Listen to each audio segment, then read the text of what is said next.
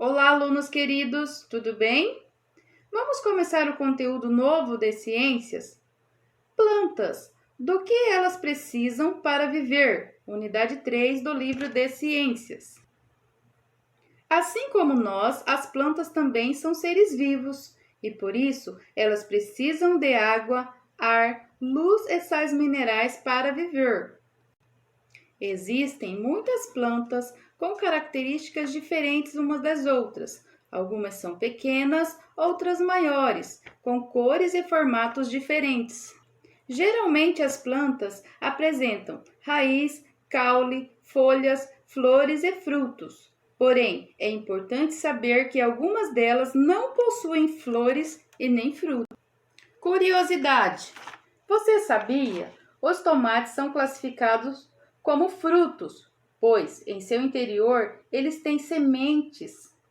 Muita gente confunde os tomates com legumes, uma vez que em várias regiões do nosso país as pessoas costumam comê-los em pratos salgados. Agora vamos conhecer cada parte de uma planta e também a sua função. Raiz. Nas plantas terrestres, a raiz é a parte responsável por fixá-las ao solo. Além disso, em todos os tipos de plantas, ela é a parte que absorve do ambiente a água e os sais minerais, substâncias importantes para a sobrevivência das plantas. Exemplos: raízes de uma árvore, raízes de um gramado, raízes da cebolinha verde, raízes de cenouras. Caule. O caule é a parte responsável pela sustentação da planta. Além disso, ele transporta a água e os sais minerais absorvidos pela raiz até as folhas. O caule também leva o alimento produzido pelas folhas até as outras partes da planta. Exemplos: caules de bambu, caules de salsa, caule de árvore e caule de roseira. Folhas. As plantas produzem o seu próprio alimento e é nas folhas que isso acontece, por meio de um processo chamado fotossíntese.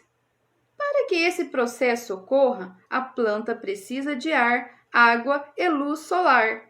Além disso, é através de estruturas presentes nas folhas que as plantas respiram e transpiram, ou seja, que eliminam água para o ambiente a fim de auxiliar no controle de sua própria temperatura e em outras funções. Exemplos: folhas de Vitórias régia, folhas de bananeira, folhas da árvore chamada plátano, folhas da planta chamada ostra. Flores, frutos e sementes. Algumas plantas produzem flores, que são as partes responsáveis pela sua reprodução, ou seja, pelo processo de formação dos frutos e das sementes, a fim de dar origem a outra planta. Os frutos são responsáveis por proteger as sementes e por espalhar essas sementes em outros ambientes. Já a semente é a parte da qual se origina outra planta. Exemplos: flor do pé de mamão, fruto do pé de mamão, semente do fruto do mamão. Curiosidade: você conhece a planta chamada girassol? O girassol é uma planta que parece se movimentar em direção à luz do sol. Isso acontece porque o lado da planta que não recebe luz cresce menos que o lado iluminado, fazendo com que a planta se incline em direção ao sol. Esse fenômeno é conhecido como fototropismo e só acontece enquanto a planta está crescendo.